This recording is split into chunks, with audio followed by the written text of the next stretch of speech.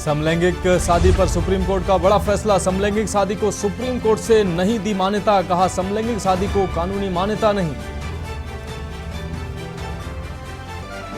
मेरठ में साबुन फैक्ट्री में बम विस्फोट जैसे 2 धमाके, 4 की मौत, 10 मलबे में दबे, 4 मकान क्षतिग्रस्त। अवैध आतिशबाजी का कारोबार।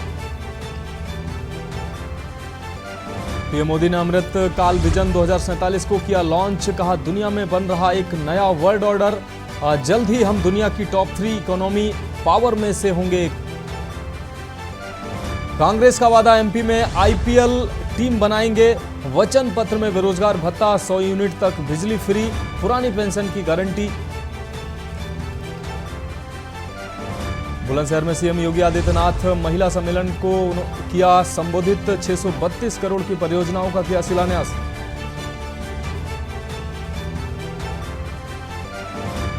सीएम का दुबई दौरा। उत्तराखंड प्रवासियों से साल में एक बार प्रदेश आने का किया आह्वान। दुबई में बड़े उद्योगपतियों से करेंगे मुलाकात। आप देख रहे हैं के न्यूज, खबरों का सारथी।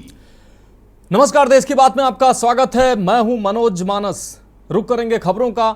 समलैंगिक शादियों को मान्यता देने से सुप्रीम कोर्ट ने इनकार कर दिया है। सुप्रीम कोर्ट ने कहा है कि यह विधायिका का अधिकार क्षेत्र है। सुप्रीम कोर्ट की संविधान पीठ ने 3-2 से यह फैसला सुनाया। सेम सेक्स मैरिज पर फैसला सुनाते हुए चीफ जस्टिस डीवाई चंद्रचूड़ ने कहा कि सुप्रीम कोर्ट विशेष विवाह अधिनियम के प्रावधानों को रद्द नहीं कर सकती है। सीजेआई ने अपना फैसला सुनाते हुए समलैंगिक शादी को मान्यता देने से इनकार कर दिया।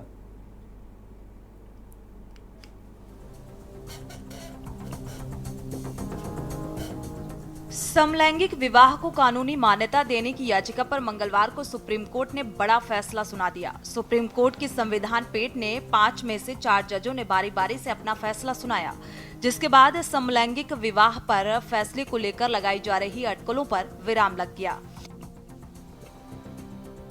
सबसे पहले सीजेआई डीवाई चंद्रचूड़ ने अपने फैसले में समलैंगिकों को शादी का अधिकार देने की बात पर जोर दिया और इसके अलावा उन्होंने समलैंगिकों के साथ होने वाले भेदभाव को दूर करने को लेकर निर्देश भी जारी किए। सुप्रीम कोर्ट ने समलैंगिक विवाह को कानूनी तौर पर वैधता देने से इनकार कर दिया।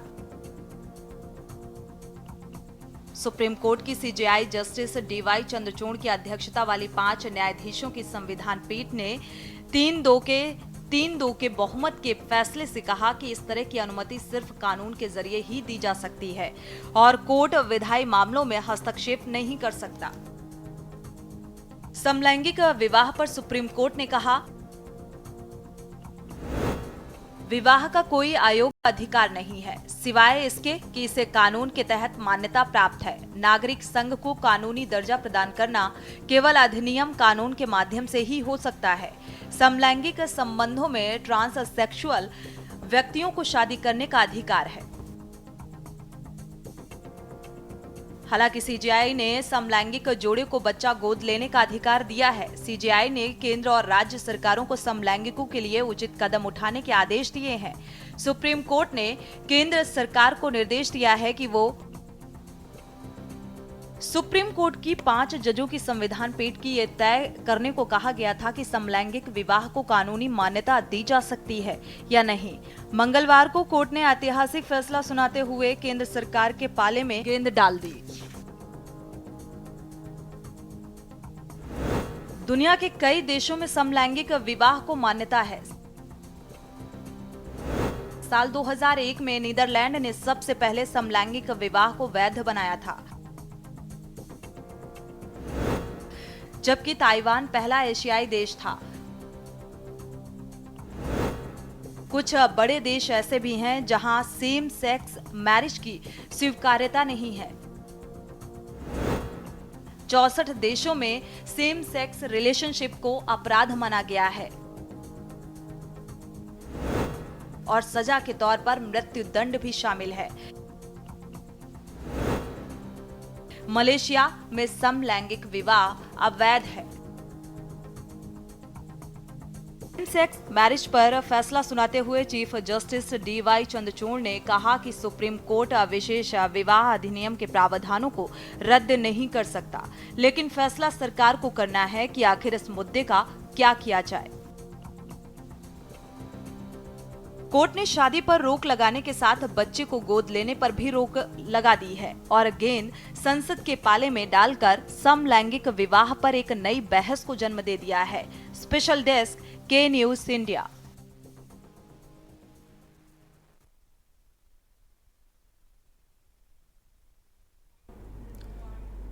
अब बात करेंगे अगली खबर की। पीएम ने मैरीटाइम ब्लू इकोनॉमी के लिए लॉन्ग टर्म ब्लूप्रिंट अमृतकाल विजन 2047 को लॉन्च किया है। प्रधानमंत्री नरेंद्र मोदी ने मंगलवार को ग्लोबल मैरीटाइम इंडिया समिट 2023 के तीसरे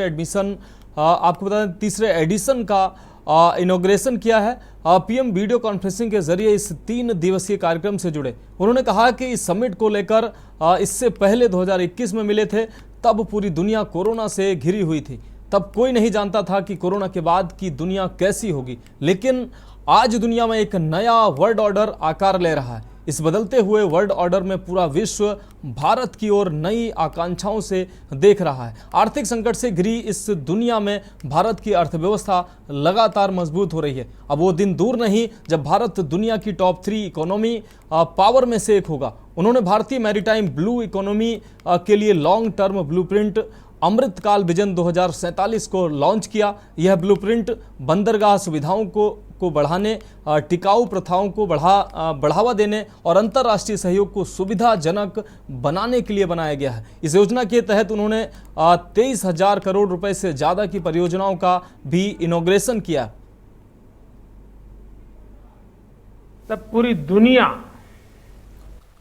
कोरोना की अनिश्चितता से घिरी हुई थी। कोई नहीं जानता था कि कोरोना के बाद का विश्व कैसा होगा, लेकिन आज दुनिया में एक नया वर्ल्ड ऑर्डर आकार ले रहा है और इस बदलते हुए वर्ल्ड ऑर्डर में पूरा विश्व भारत की ओर नई आकांक्षाओं से देख रहा है। आर्थिक संकट से घिरी दुनिया में भारत की अर्थव्यवस्था लगातार मजबूत हो रही है। वो दिन दूर नहीं जब भारत दुनिया की टॉप 3 इकोनॉमिक पावर में उसमें से एक होगा।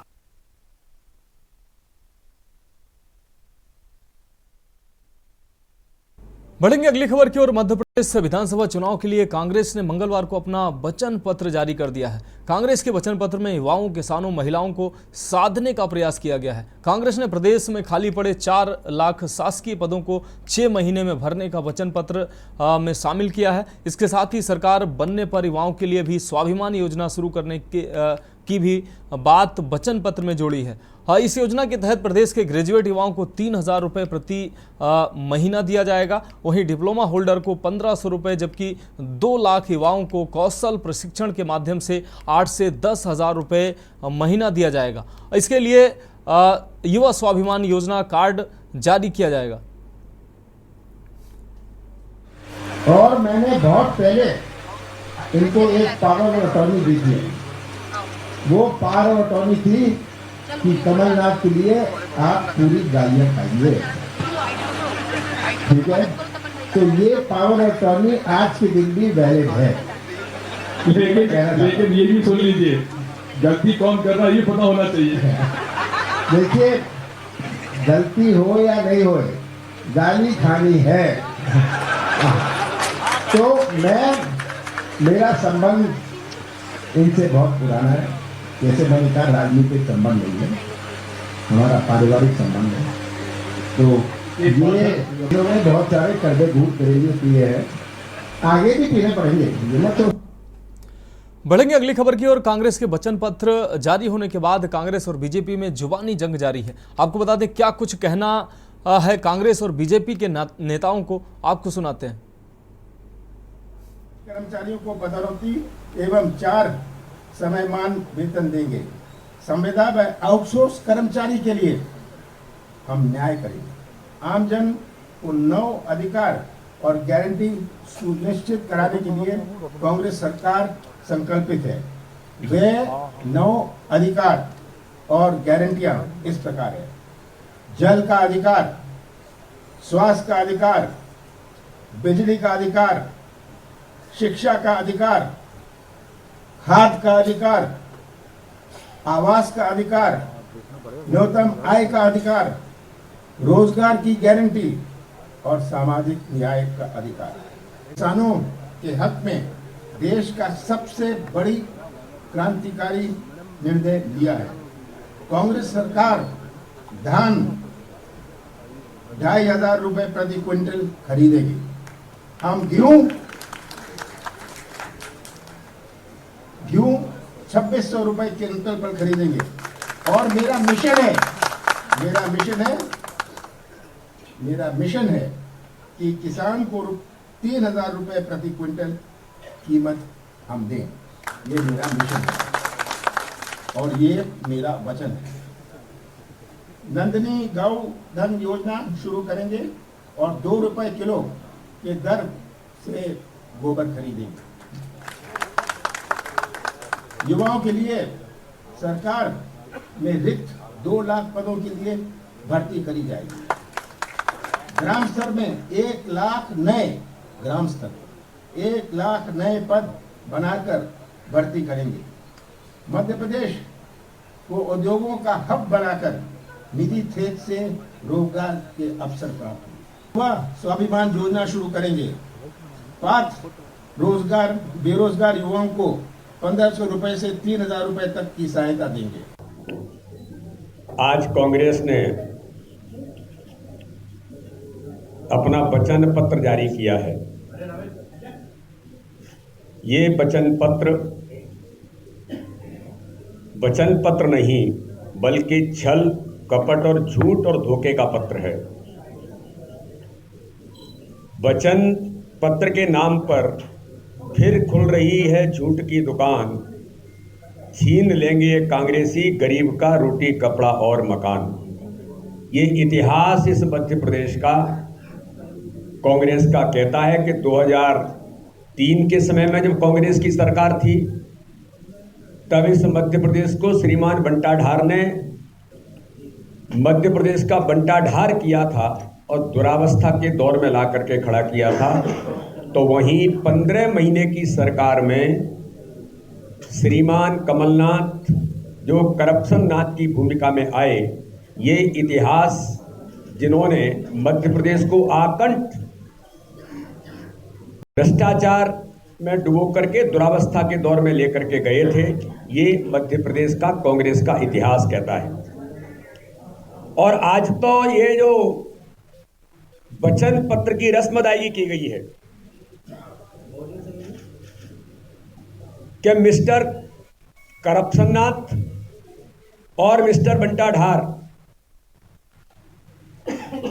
के मध्य चल रहे कपड़ा फाड़ द्वंद्व और घमासान के बीच आज कांग्रेस के वचन पत्र की रस्म अदायगी की गई है। हालात ये दिख रहे हैं कि जैसे तैसे आगे बढ़ो, खत्म करो, दुनिया खत्म हो चुकी है। ये हालात इनके बन गए कांग्रेस के।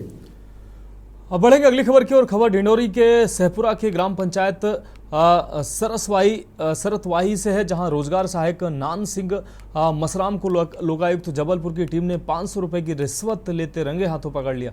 जानकारी के मुताबिक ग्राम पंचायत सरसावाही के पोषक ग्राम कापा निवासी सावित्री बाई टेमरे ने लाडली बहना आवास योजना को लेकर फॉर्म भरा था, जिसका लाभ दिलाने के नाम पर ग्राम पंचायत रोजगार सहायक ने उससे 500 रुपए की रिश्वत मांगी थी।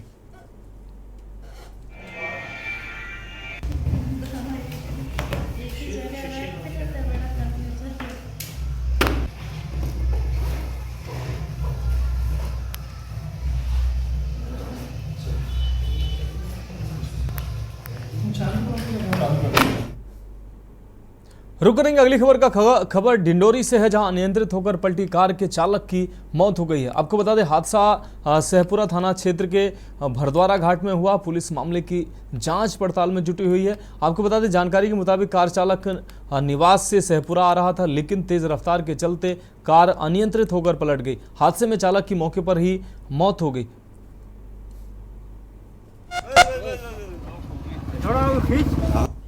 यहीं से रिवर्स हो गया है, इधर ही बचने का चांस ही नहीं है।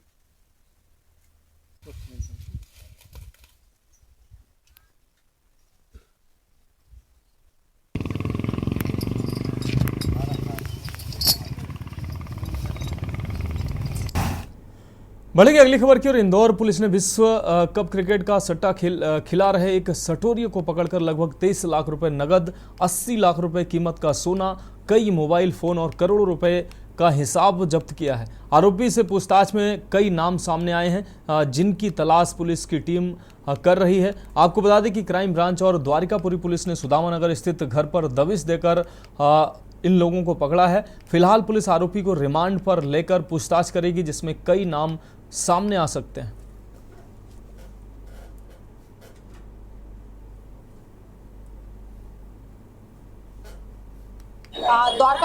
द्वारकापुरी पुलिस को एक मैच से संबंधित ऑनलाइन सट्टे की सूचना प्राप्त हुई थी।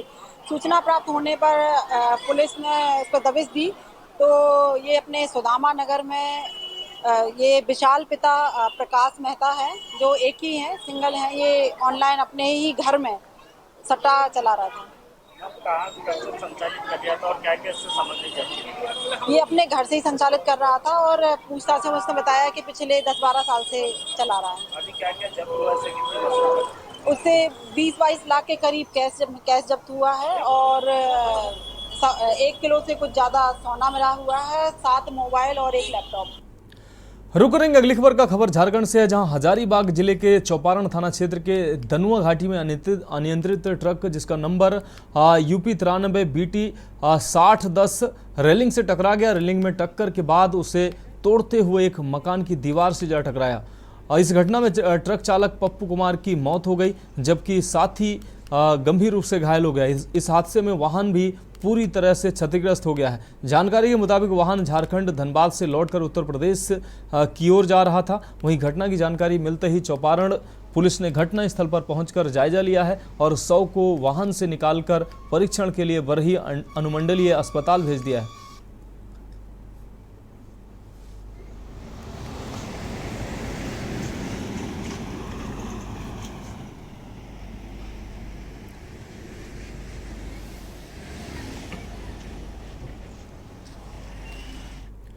बढ़ेंगे अगली खबर की ओर। खबर हजारीबाग से है, जहां लुटवा डैम में नहाने के दौरान 12वीं के 7 छात्र डूब गए। इनमें से एक छात्र तैरकर बाहर निकल गया, जिसे सदर अस्पताल में भर्ती कराया गया। वहीं 6 छात्रों के गहरे पानी में डूबने की आशंका जताई जा रही है। स्थानीय गोताखोरों की मदद से अभी तक 300 निकाले जा चुके हैं। अन्य 3 छात्रों की तलाश अभी तक जारी है। हजारीबाग से लोटवा डैम की दूरी 20 किलोमीटर है। डैम में डूबे सभी हजारीबाग के माउंट स्कूल के छात्र बताए जा रहे हैं। सभी घर से स्कूल जाने की बात कहकर निकले थे। डैम तक वो कैसे पहुंचे, पुलिस मामले की पड़ताल कर रही है।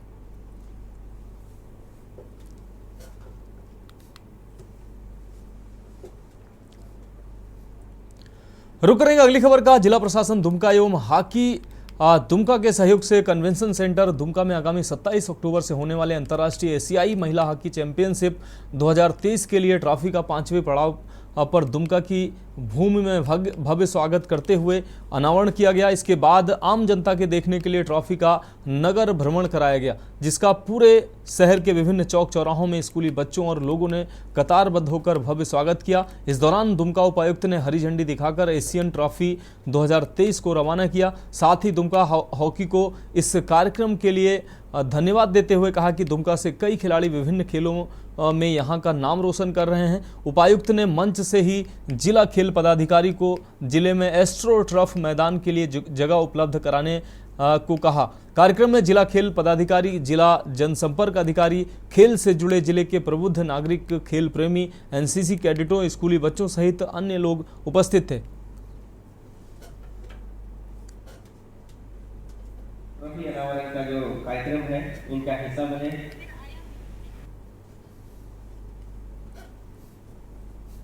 यह जो सुनहरा अवसर है, खासकर दुर्गा को जो दिया गया है, हम सभी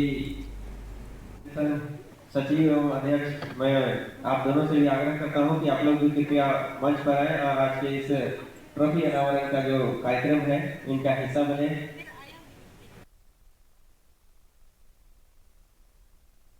यह जो सुनहरा अवसर है। रुक करेंगे अगली खबर का। खबर बिहार के नालंदा से है, जहां देर रात बेना थाना क्षेत्र के अरोत गांव में बदमाशों की गोली चलाने से मना करना गांव के अधेड़ दिलीप प्रसाद को महंगा पड़ गया। दरअसल अरोत गांव में दूसरे गांव सहबाजपुर के कुछ युवकों का झुंड अपने वर्चस्व जमाने को लेकर गोलीबारी कर रहा था।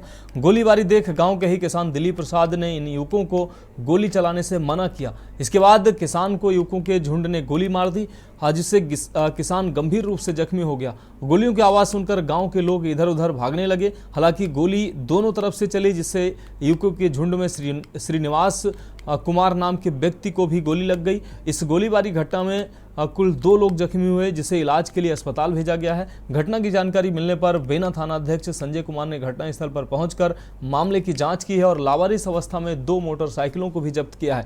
घटना के पीछे आपसी वर्चस्व की बात सामने आई है।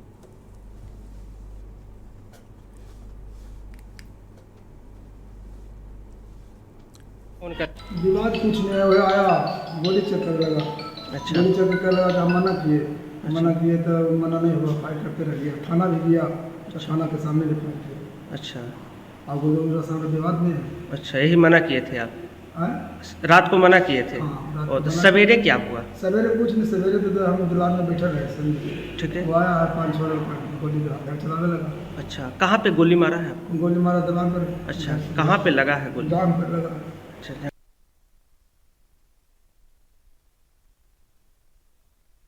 रुक करेंगे अगली खबर का। खबर बिहार के नालंदा से है, जहां बिहार शरीफ के राणा विधा स्थित भारतीय जनता पार्टी कार्यालय में बीजेपी कोर कमेटी की बैठक की गई, जिसमें पार्टी के प्रदेश अध्यक्ष किशोर यादव, प्रदेश प्रवक्ता प्रभाकर मिश्रा ने शिरकत की। कोर कमेटी की बैठक के दौरान पूर्व मंत्री मुकेश साहनी के द्वारा नीतीश कुमार को दूसरा गांधी कहे जाने के सवाल पर भाजपा नेता नंदकिशोर यादव ने चुटकी लेते हुए कहा कि महात्मा गांधी की किसी से तुलना करना उसके दिमागी दिवालियापन का प्रतीक है।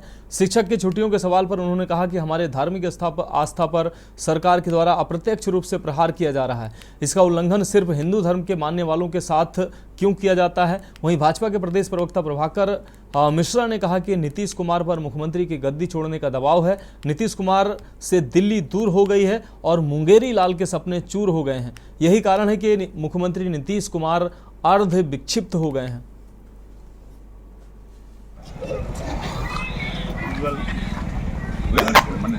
कल्याण के जो कार्यक्रम उनकी जमीनी सच्चाई क्या है उसका आकलन करेंगे और लोगों तक ये सब पहुंचे, जो हमारे लाभार्थी हैं उन तक पूरी चीजें पहुंचे, पूरी बात पहुंचे, इसकी रणनीति बने। अब महात्मा गांधी से किसी की तुलना करना ये उनके दिमागी दिवालियेपन का प्रतीक है।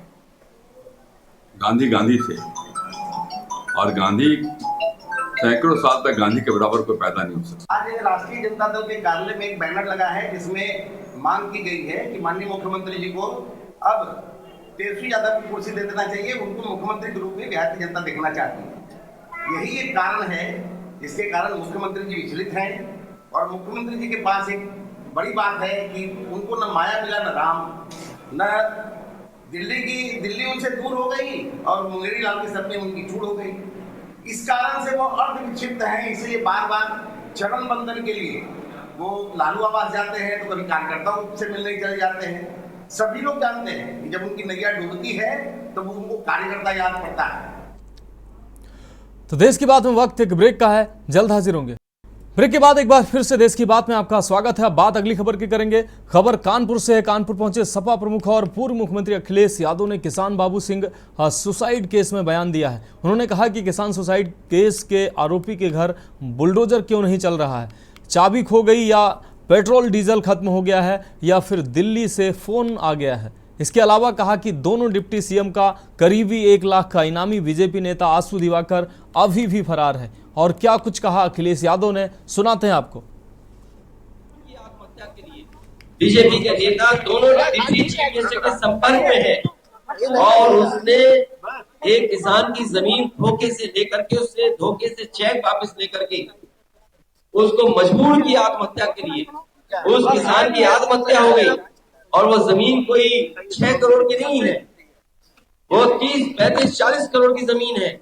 उसको बीजेपी का नेता 6 करोड़ में लेकर के वो सीधे साधे भोले किसान से चेक वापस लेकर के चेक फाड़ दिया। क्या इसके खिलाफ कार्रवाई नहीं होनी चाहिए? क्या लग रहा है कि कानपुर के अधिकारियों के पास वो बुलडोजर नहीं है जिसके पास चाबी हो? क्या बुलडोजर की चाबी खो गई? बुलडोजर में पेट्रोल डीजल नहीं है? क्या पेट्रोल बुलडोजर का ड्राइवर बुलडोजर को छोड़ के भाग गया? क्या लखनऊ से परमिशन नहीं मिली बुलडोजर की? या तुम जानबूझ करके बुलडोजर नहीं चलाना चाहते ऐसे लोगों पर जिसने किसान से धोखा किया हो, 6 करोड़ रुपए लेकर के और चेक फाड़ दिया हो? दंगे के नाम पर यहाँ की पुलिस ने कोई भी नहीं छोड़ा हुआ जिससे पैसा वसूल करना हो। कभी नाम बढ़ा देना, नाम हटा देना, दंगे के नाम पर यहाँ की पुलिस ने पैसा वसूला है। और मुझे सुनने में आ रहा है यहाँ पर गिरोह चल रहा है, जो पुलिस के लोग मिलकर के गिरोह चला रहे हैं, लोगों के साथ अन्याय हो रहे हैं। अगर कोई बात कहेगा तो बढ़ेंगे अगली खबर की ओर। खबर लखनऊ से है, जहां थाना मलिहाबाद व सर्विलांस टीम डीसीपी पश्चिमी की संयुक्त पुलिस टीम द्वारा चोरी की घटनाओं का सफल अनावरण करते हुए 2 शातिर अंतर जनपदीय चोरों को गिरफ्तार किया गया है। साथ ही चोरों के पास से चोरी किए गए सामान, एक मोटरसाइकिल, एक अवैध देसी तमंचा, 12 बोर व 3 जिंदा कारतूस भी बरामद किया गया है। बाकी और ये चोरियां ज्यादातर पंचायत भवन में और स्कूलों में हो रही थी, तो इसको लेकर के हमने क्राइम ब्रांच की और जो देहात के हमारे थाने हैं माल मलिहाबाद, इनकी टीम का गठन किया गया। तो आज 2 शातिर चोर पकड़े गए हैं, जिसमें एक मनोज उर्फ मनीष है, जो मूल निवासी तो सादतगंज का है, लेकिन वर्तमान में मड़ियाव थाने में रह रहा है किराए पर। और दूसरा अपराधी जो पकड़ा गया है विजय उर्फ गोलू है, जो बक्सी के तालाब में रहता है। ये दोनों आपस में रिश्तेदार भी हैं और दोनों ही शातिर चोर हैं। इन लोगों ने 10 चोरियों को जो है कन्फेस किया है। मतलब ये 10 चोरी अभी जो पकड़े गए हैं, इसमें उन्होंने बताया है कि हम लोगों ने कहाँ कहाँ चोरी की है। इसमें थाना मलिहाबाद, थाना माल, बंधरा, हरदोई, उन्नाव, विभिन्न जगहों पर इन्होंने चोरियां किया और इनके पास एक अवैध असलाह भी मिला है। तो इनके ऊपर जो है हम लोग चोरी के साथ ही आर्म्स एक्ट की भी कार्रवाई कर रहे हैं। करेंगे अगली खबर का। कानपुर प्रेस क्लब का शपथ ग्रहण समारोह गैंजेस क्लब में आयोजित किया गया। दीप प्रज्वलन के साथ प्रारंभ हुए इस समारोह में यूपी विधानसभा अध्यक्ष सतीश महाना ने नवनिर्वाचित पदाधिकारियों को दायित्वों के निर्वहन में पूर्ण निष्ठा एवं लगन से कार्य करने का संकल्प दिलाया। मुख्य अतिथि सतीश महाना, विशिष्ट अतिथि वरिष्ठ पत्रकार सत्य प्रकाश त्रिपाठी ने नवनिर्वाचित अध्यक्ष सरस वाजपेयी, महामंत्री शैलेश अवस्थी, कोषाध्यक्ष सुनील साहू, वरिष्ठ उपाध्यक्ष गौरव सारस्वत सहित अन्य पदाधिकारियों को गले में पटका पहनाने के साथ ही प्रमाण पत्र प्रदान किए। मुख्य अतिथि सतीश महाना ने अपने संबोधन में कहा कि समाज में पत्रकारिता का अपना एक विशेष स्थान है। अखबार के समाचार को 90% व्यक्ति सच मानते हैं, परंतु पिछले कुछ समय में विश्वसनीयता कुछ कम हुई है। ऐसे में हम सब की जिम्मेदारी बनती है कि पत्रकारिता से सकारात्मक रूप में से भी चीज़ों को देखा जाए। समारोह में पूर्व मंत्री नीलिमा कटियार, पूर्व मंत्री विधायक महेश त्रिवेदी, विधायक सुरेंद्र मैथानी, सपा विधायक अमिताभ वाजपेयी, भाजपा जिलाध्यक्ष दीपू पांडे, कांग्रेस शहर अध्यक्ष नौशाद आलम मंसूर, सपा शहर अध्यक्ष फजल महमूद, पूर्व महापौर रविंद्र पाटनी और डेन नेटवर्क के डायरेक्टर संजीव दीक्षित ने विशेष रूप से शिरकत की। कार्यक्रम का संचालन डॉक्टर रमेश वर्मा ने और आभार अवनीश दीक्षित ने व्यक्त किया। अध्यक्ष सरस वाजपेयी, महामंत्री शैलेश अवस्थी, कोषाध्यक्ष सुनील साहू, वरिष्ठ उपाध्यक्ष गौरव सारस्वत, उपाध्यक्ष मनोज यादव, वरिष्ठ मंत्री मोहित दुबे, मंत्री शिवराज साहू और कार्यकारिणी पद के लिए कौस्तुभ मिश्रा, विवेक पांडे, सोनू दीपक सिंह, अमन चतुर्वेदी कार्यकारिणी से चुने गए। गगन पाठक, अंकित शुक्ला, मयंक मिश्रा, दिवस पांडे, उत्सव शुक्ला आदि तमाम नाम जिन्होंने शपथ लिया।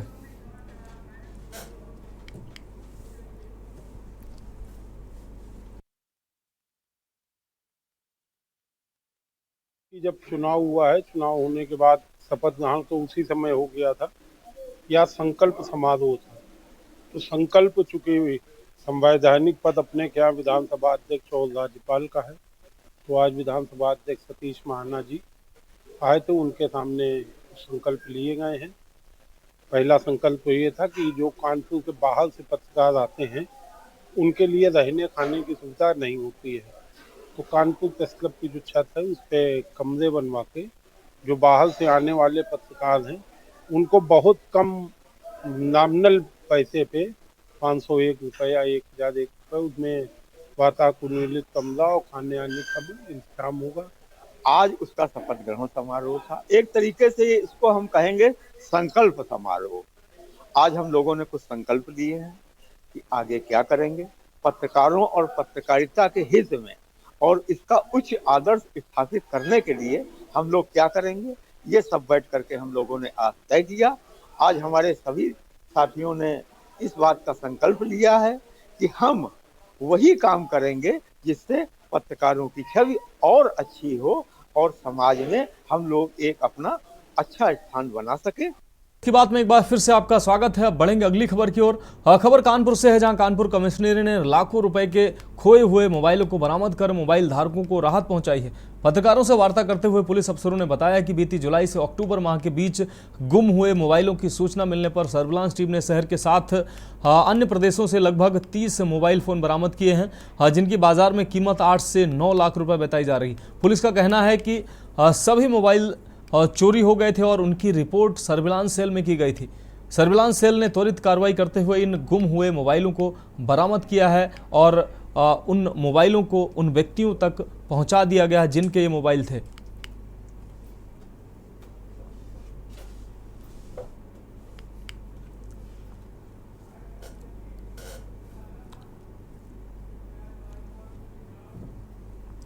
रुक करेंगे अगली खबर का मामला जनपद सिद्धार्थनगर के बांसी तहसील के तिगड़ुआ का है, जहां मूर्ति स्थापना का विवाद इस कदर बढ़ गया कि 3 थाने की पुलिस बुलानी पड़ी। इस दौरान मूर्ति स्थापना विवाद को लेकर 3 थाने की फोर्स लगाई गई। प्रशासन किसी भी तरह से रिस्क लेना नहीं चाहती थी। शांति व्यवस्था बनाए रखने हेतु पुलिस बल लगाई गई, साथ में पीएससी टीम को भी लगाया गया। वहीं ग्रामीणों का कहना है कि हम सब लगभग 30 सालों से मूर्ति स्थापना करते आ रहे हैं, लेकिन अब क्यों रोका जा रहा है। वहीं इस मामले में एसडीएम बांसी प्रमोद कुमार ने बताया कि तिगड़ुआ पूर्व में जहां मूर्ति स्थापना होती थी वह जमीन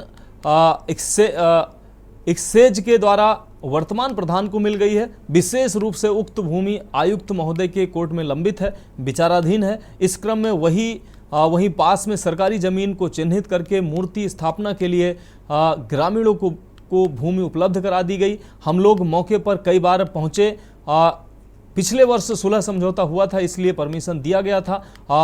फोर्स मौजूद है, अगर कोई किसी प्रकार की बदमाशी करता है तो उससे संबंधित उस व्यक्ति के खिलाफ कार्रवाई की जाएगी। अब यहाँ दुर्गा पूजा विवाद है। यहाँ जो जमीन है ये बंजर की जमीन है और प्रधान जी कहते हैं कि हमारा जमीन है बंजर की जमीन, इसलिए विवाद हो, इसलिए यहाँ फोर्स लगाया गया है कि यहाँ ताकि दुर्गा पूजा ना बैठ पाए। फोर्स जो इतनी यहाँ पे तैनात है सर दुर्गा मूर्ति को स्थापित करने के विषय में, तो ये जो बल्ली लगा हुआ है सर, ये 30-32 वर्षों से यहाँ पे मूर्ति स्थापना हो रहा है। हमारे ग्राम प्रधान शारदा चौधरी द्वारा इस जगह को अपना बताते हुए यहाँ पे मूर्ति स्थापित नहीं करने दे रहे हैं। जोड़ों में जहाँ पहले लगता था वहाँ एक्सचेंज के द्वारा जो वर्तमान प्रधान है उनको जमीन हो गई, मिल गई।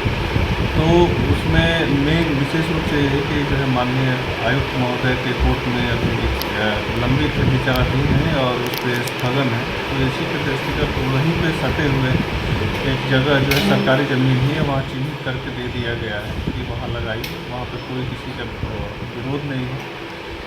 इसी के दृष्टिगत हम लोग कई बार वहाँ गए भी, सुलह समझौता पिछले साल भी हुआ था, उसी के दृष्टिगत उनको परमिशन भी दे दिया गया है। और बाकी हम लोग वहाँ पे फोर्स मौजूद है, कोई भी बदमाशी चाहे खुराफात करता है तो उस पर तत्काल कार्रवाई। तो देश की बात में आज मेरे साथ इतना ही, मुझे दीजिए इजाजत और आप देखते रहिए के न्यूज इंडिया। आप देख रहे हैं के न्यूज, खबरों का सारथी।